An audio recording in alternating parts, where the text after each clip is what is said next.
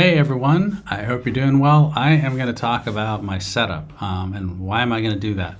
Well, I think as musicians, it's important for us to share what we learn so we can spend more time making music versus like setting everything up.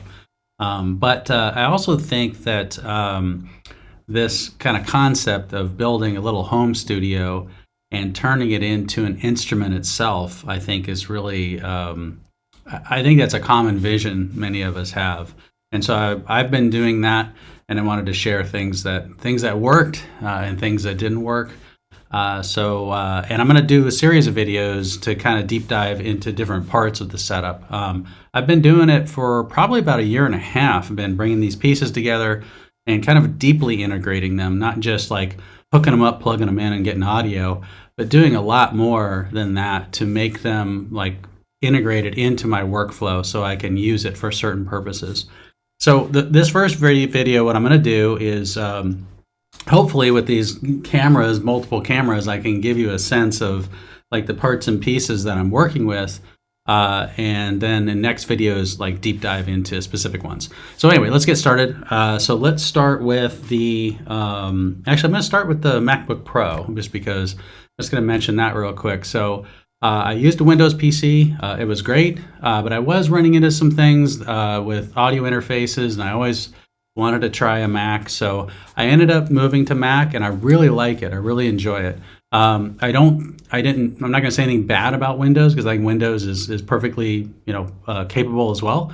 I just think the Mac is just a little bit. It's hard to describe. I think the Mac's just a little bit cooler, I guess. I don't know.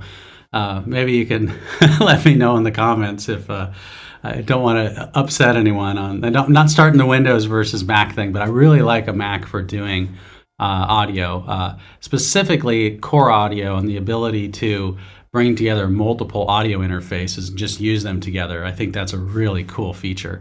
But anyway, so MacBook Pro. The next thing I'm going to talk about is the Modal Argon 8, which is right here. So it's all hooked up. Let's put some delay on here. Okay, so anyway, okay. I'll try not to spend too much. I'll get on tangents if I start trying to show everything because there's so much stuff. But anyway, Argon 8, I've made a series of videos on it.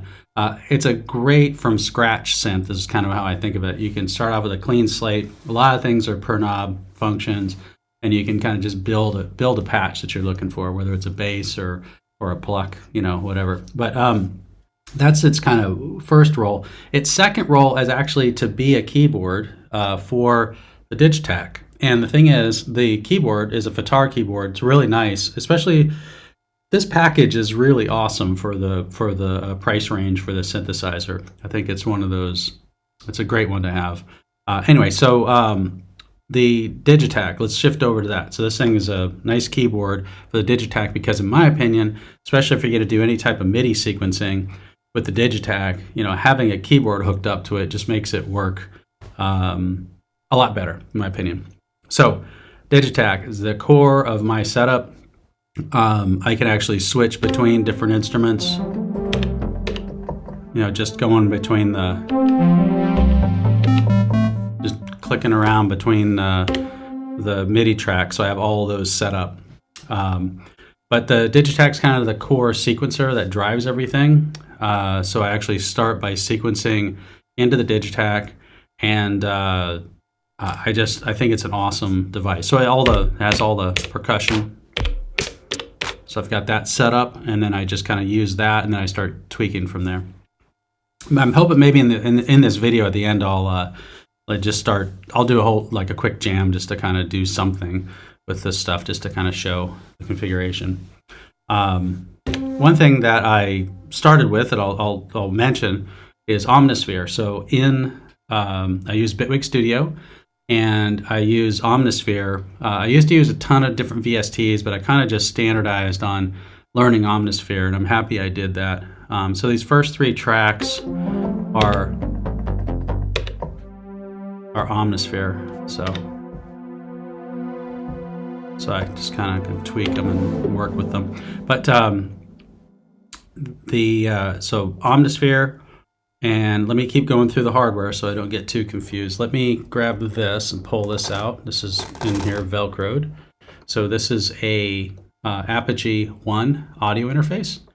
And this audio interface is what the microphone's running through. And I really like it for mic input. I compared it to other things and I really thought it sounded great. So that's why I'm using it.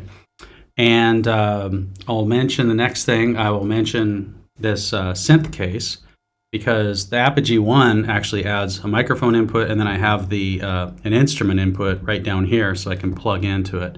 So what's this handle, and why is this thing like in a case? And it's like, well, this case is set up so that I can take this over to another home studio and work with another artist. So the idea is that in 60 seconds, which I timed this, I can take out a few cables, put the top on the thing, and be going out the door in 60 seconds. So that was the whole layout. So all the wiring and everything is all hooked up within it. So it's kind of like a shuttle or a satellite sort of thing that I can take with me. The MacBook Pro actually folds down, goes in a case, and it sits right here, and I can close it up and take it with me. And then that was something that was part of my goal, was to make that work. And so I've got that, which has been fun and cool. All right, next piece of gear. Let's kind of go around. I'll go to the right here. I don't think I mentioned this, but there's 3 stations here, which I think is a pretty common layout that people do. So I kind of have, for doing certain things, I'm facing forward, and if I turn to the right, that's another station that I have, and if I turn to the left, I have another station over here. So that's kind of the layout. So it's a U shape that goes around you. All right, so let's rotate over here. So this is what I kind of call my monster synth. I think of it as kind of one thing. So it's a Waldorf Iridium, and it has CV inputs tied to the Pro 3. So the Pro 3 and the Iridium talk to each other through CV, and then also through audio. So I have this whole thing. I made a couple of videos about it. But this is when I want to do experimental audio. I just turn over here and start using these guys.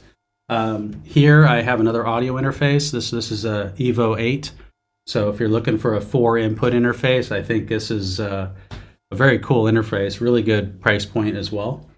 Let me keep going around. Over here I have the Arturia Key Lab61, and very happy with that. Keyboard feels different than the FITAR. I actually prefer the FITAR keyboard on the Pro 3 and the Argon 8. In fact, I love that those two are the same, so when I switch between them, it works. This one has a slightly different feel. It's a little smoother, is how I describe it. It's also very good. I don't think it's bad. It's just different, just slightly different. But I'm really happy with this interface. And then here, if you can see it from that camera, is the Digitone. So I have that to add more sequencing than I had just on the Digitac alone. And FM, it's good to have 32-bit FM synthesis too, with 8 voices.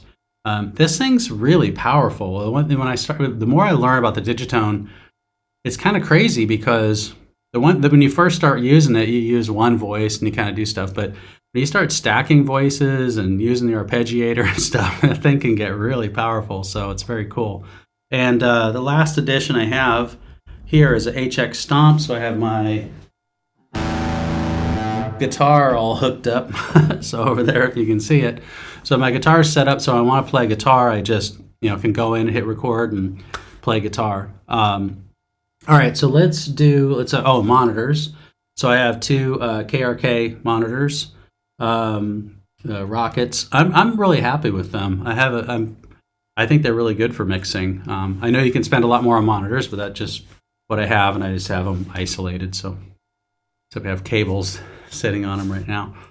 All right. Did I leave anything out? Let me just go through and look at everything. MacBook Pro, Argon 8, Digitac, Apogee 1, Evo 8, Iridium, Pro 3, the Key Lab, HX Stomp, and Digitone. I think that's enough. I know this is like total arsenal of stuff, but all right, let's use some of it so I can show you a little bit of how I'm going to go into more detail later, but just to show you the basics. The first thing I did was all keyboards, whether it's this, if I want to play something here, but if I'm over here, I can play it there or I can play it here. So the whole idea is that all keys, if you see when I press, you'll see it light up on the Digitac. So everything is routed through the Digitac. That was the first thing I did. Why did I do that? So I can sequence anything. So everything that I hear, I can record and sequence. For example, so that's the Iridium. I was making this kind of dusty patch, you know. So, and that's one thing about the Iridium, it could sound like anything. You just put some time into it. But and then I have the Pro 3, nice little, not little, this thing's kind of a monster by itself. But here, I'll turn on some, so I can get nasty. Put some delay on that, and let's do that. So.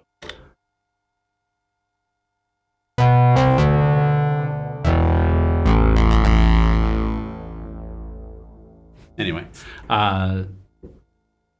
so one of the things is that every single, so I have, 8 MIDI tracks, excuse me, geez, like not thinking right, MIDI tracks. And the whole idea is that's just playing the digitone. So this is how I set it up. You can set up the Digitac and the digitone in lots of different ways, but the way I did it was I made the Digitac kind of the main thing, and it sends, this track over to the digitone. And that's whatever track it is. So if I change it, it'll play different.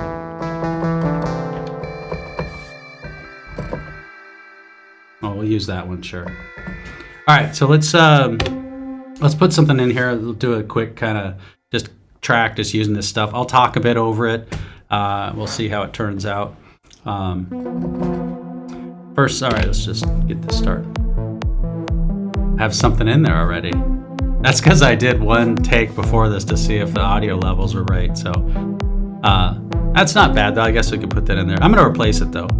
So hold on. Let me do that. Let me actually, I'm going to just clear this out. And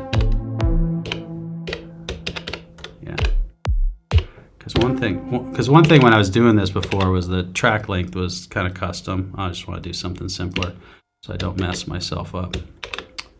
1 second while I fix that. That one looks right. Okay, so stamp that. All right, so let's go ahead and record something. Now I have that stuck in my head, and I'll probably record the same thing, but we'll see. I'll put something in different. So one thing you can see right here is this has the, it's showing you which kind of page it's on, which beat it's on. So it's the same as the page indicator on the Digitac, but I know that this is the 4 bars, and then that's starting 1 when it comes over here. And so I set clock to the Argon 8 so I could do that, so I could see it.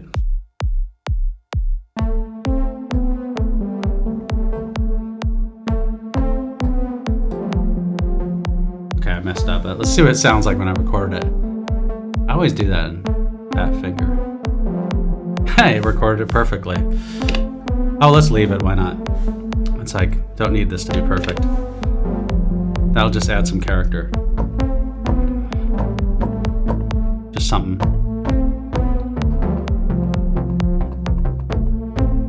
Boy, this is bad. I don't know if I like that. Hold on. Well, let's fix it first off. Let's find out where it is.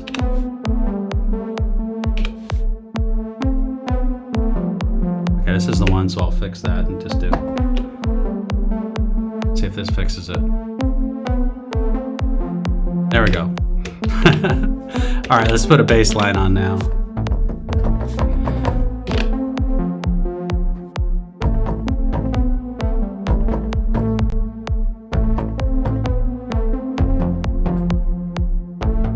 Just something. Let's put some delay on there.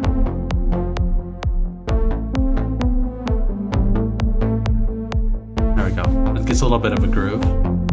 Let's put a hi-hat on here, so let's just put that on. Let's bring the filter down before I get too crazy here.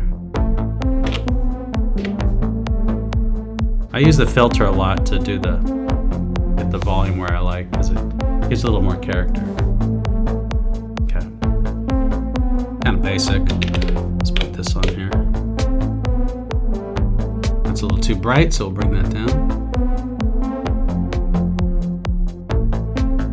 Okay, let's put some delay on there. Let's go to a quarter, dotted quarter, and let's have it run around, and let's put that here. It's on the snare. Okay, and let's put something high. So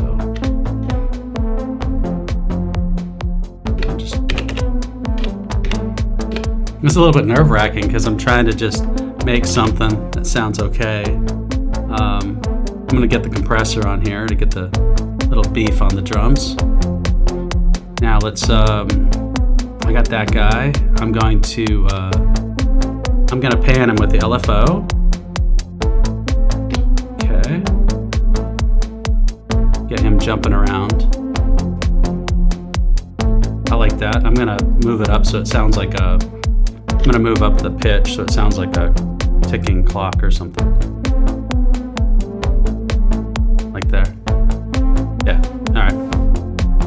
Now let's add in, let's see if this voice is, I don't know if that fits with this.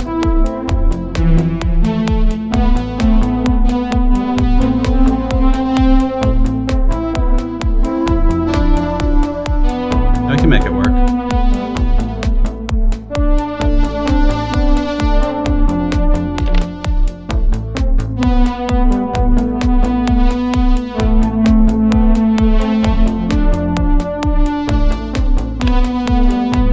I'm going to put some effects or something on this guy, just doctor him up a little bit. So let's EQ him down. So he's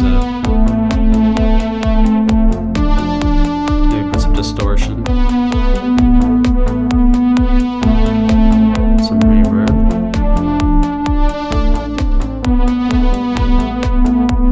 I don't know if that's the greatest thing, but it's something. I'll bring the volume down.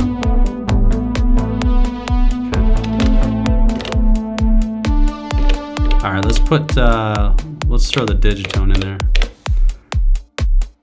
The beat's not incredibly groovy, but every time I do these YouTube videos, I just come up with stuff that sounds kind of average to me, but I don't know, maybe I'm being overly critical, but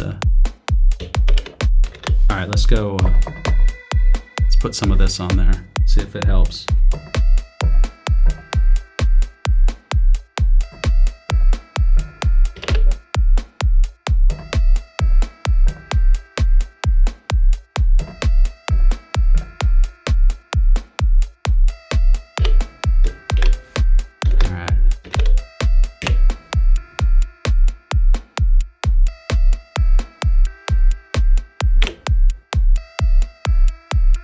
Oh, I need pad, that's what I need.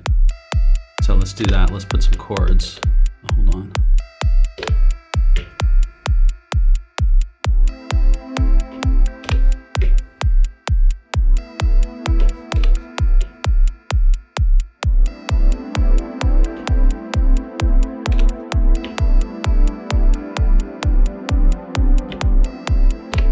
Slow that down.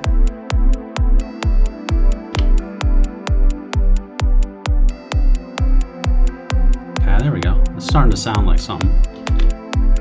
This bass is going to sound, I don't know what this is going to sound like. Let's try it.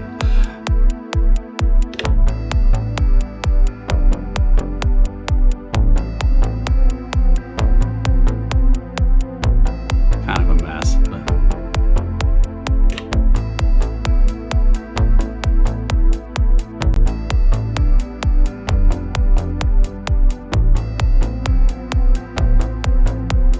this guy definitely needs a bunch of delay, that's what he needs.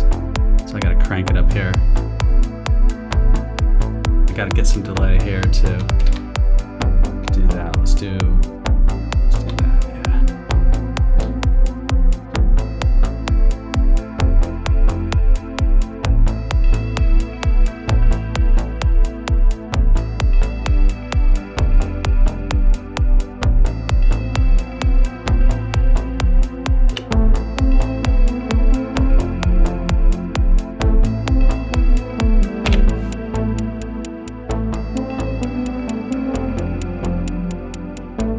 Okay, so what I could do, so after you do something like that, I know that, like I said, I'm not trying to make excuses, but usually when I just am doing something, I'm not recording myself, I would create something that I like. And then if, let's say I find something cool, I can record that directly right back into Bitwig, and then send that clip to the other, the members in the band and say, hey, what do you guys think about this? I really like this bass line, or I think this has a cool groove.